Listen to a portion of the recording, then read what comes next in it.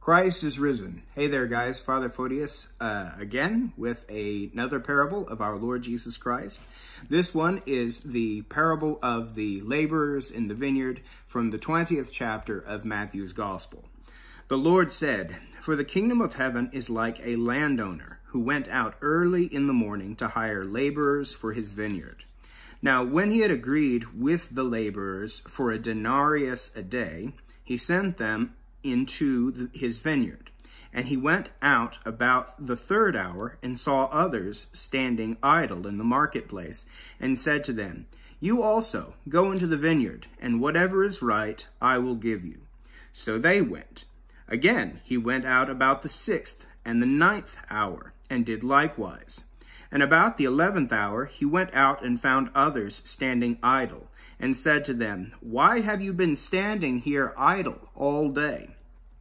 They said to him, 'Because no one hired us.' He said to them, 'You also go into the vineyard, and whatever is right you will receive.'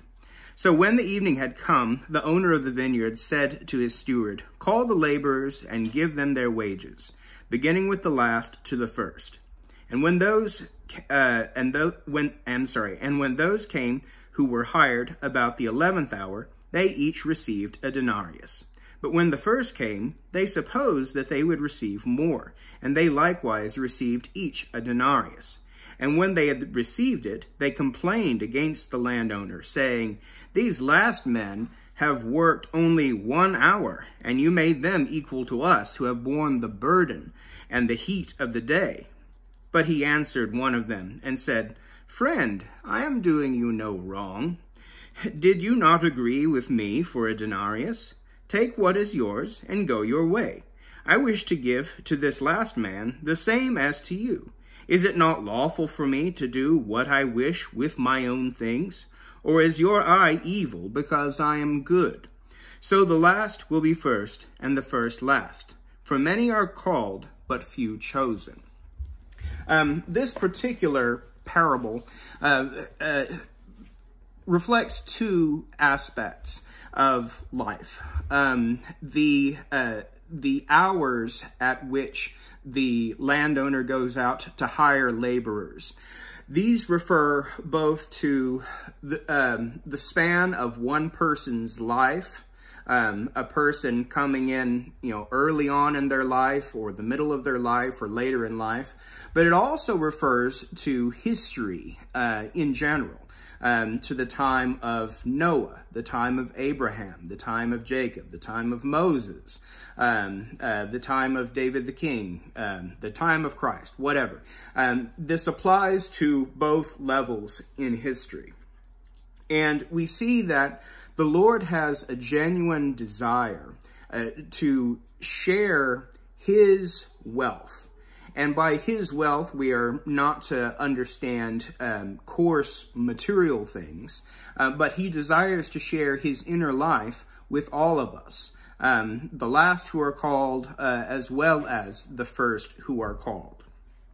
This parable serves also as a reminder for those who have been called earlier, not to judge those who have come later, or not to feel ill-disposed toward them.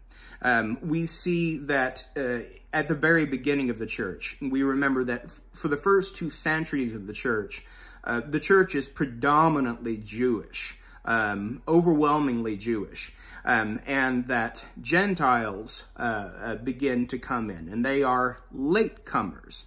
And some were tempted to look on them as, upstarts. What are they doing? We've had this faith all along, and here they come. Well, it's not right to have that attitude towards them. Or to have this attitude to people who have, spent most of their lives in great depravity and great sin, and who have turned and come to Christ into the church. Not to look on them disdainfully, With regard to, groups of people looking down on other groups of people within the church, we see this in the Orthodox Church. There are those who look upon converts kind of with a hairy eyeball. It's just like, what are they doing coming in here? My fathers and his father were here. These guys don't know anything and they think they know anything. No, be very, very careful about that. For God desires to give to the last the same as the first. So we should be well disposed towards one another. We should love one another. We should be patient with one another in all things. Because ultimately, we have agreed to the same wages. And the wages which the Lord gives are good. The kingdom of heaven. What could be better than that? What could be better than that? So let's not begrudge someone coming late. Let's rejoice rather for them and pray for them that the Lord would bless them abundantly, just as he has blessed us. God bless you guys. Have a good night, and we'll see you tomorrow. Bye-bye.